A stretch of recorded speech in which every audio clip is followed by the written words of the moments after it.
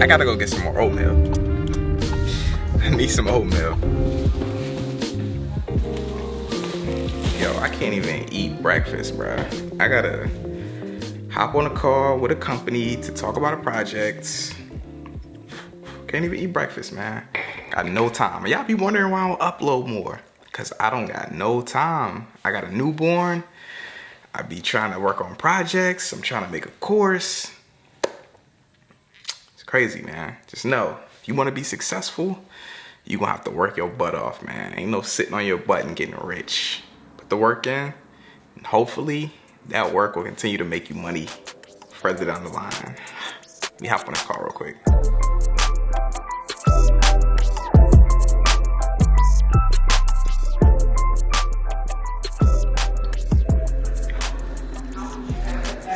Yo, life is wild, yo. Life is wild, yo. Like, a couple years ago, I was making a couple $100 for my music videos, right? Then that went up to a couple $1,000, and then it's like, okay, all right, whatever, right? But back then, when I was making a couple $100, I could have never, ever imagined myself turning down a video project that was for $1,000 or even a couple $1,000. Like, that would be idiotic to me back in a couple years ago, right? And it's wild how life works. The call with the company went amazing, but I'm thinking about turning down a project that is like a 5-figure deal. But if you asked me about that project a year or two ago, I'd have been like, bruh, I'm definitely doing that no matter what I gotta do. It's just like, you learn so much in life, and you go through a timeline, and it's crazy. It's crazy when you sit and think about it, man. If you down right now, and you making a little bit of money for your work, keep going, yo. It goes up. I want it to be this bright in here without this. See how dark this is in here now? I mean, y'all can't really see. I mean, it could just be that my ISO is down low, but it's dark in here. I need to go get some lamps. I gotta do that soon because I don't wanna have to turn this on every time I want it to be a decent mood in here. I hate that. It's too dark in here. I need some bigger windows or something. All right, so I'm about to do some coursework. I got a lot of modules, a lot of videos to do with this course. Ugh, I'm trying to be all cool. Just fumble my pen. Yeah, I got a lot of courses. I got a lot of modules and videos to do in this course that I'm doing right now. Right now, it's a concept, it's an idea, and I gotta take it from. I gotta take it from all of this information right here. All of these pages are written down. I gotta take it from all of this to a digestible course for y'all. One step at a time. Lay one brick at a time before you know it, you'll have a wall. Gotta keep that in mind, man. I want it done now, but it's gonna take some time. I gotta finish it.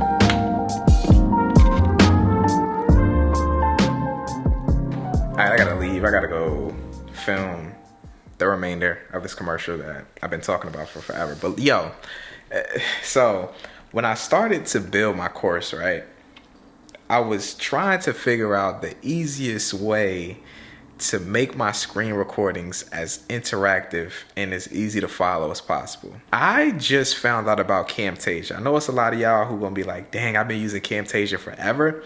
But yo, this application is godsend. It records your screen and it's an entire editing suite at the same time. So I'm gonna show y'all, hold on, I'm gonna just show y'all. Say I was talking about that and I want to zoom in on it, right? All I gotta do is go over here to the animations. I don't know, I hope y'all can see that. Drag this scale up effect onto the clip. And this little arrow right here indicates the effect that I just added. Super simple, right? So I drag that on, and then all I gotta do is adjust the scale to where I want it to go. So say I wanted it to scale up like that. I wanted it to zoom into the scopes. So I just adjust what it shows, and then that's the animation. It's already there, and it's smooth as hell. I don't gotta do no speed ramping or nothing. Boom, zoom straight in.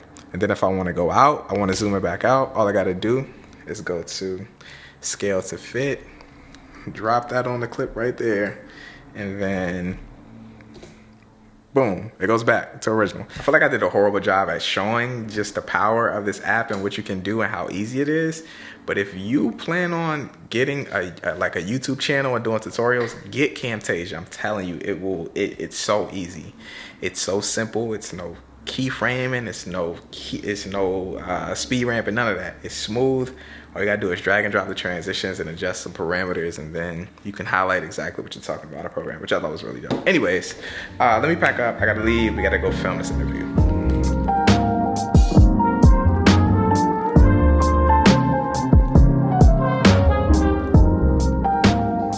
We did it. Yo, so we just finished some interview stuff.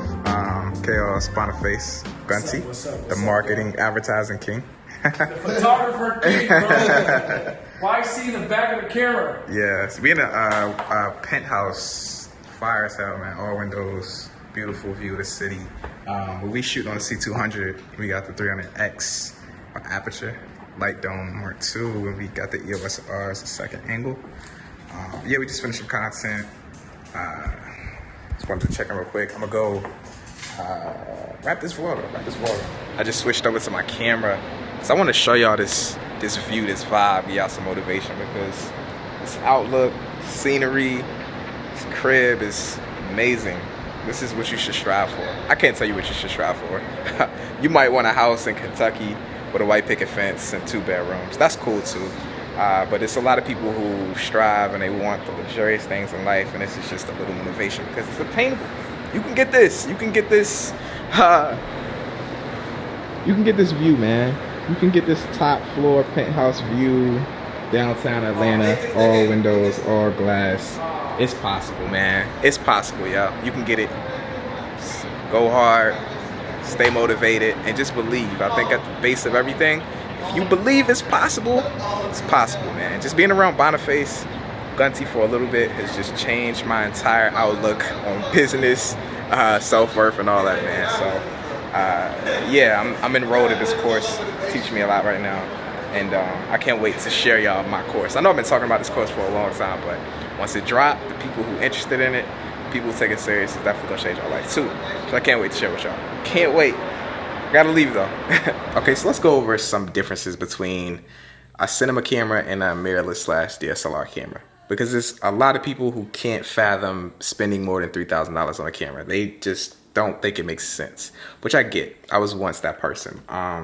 This is a $1,700 EOS R. You can buy this camera for around $1,700 right now for the body only.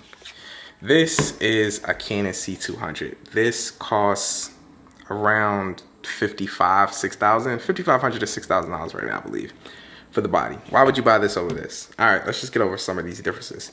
Now, the first and big difference between these two cameras is this C200, this cinema camera, has built-in ND filters.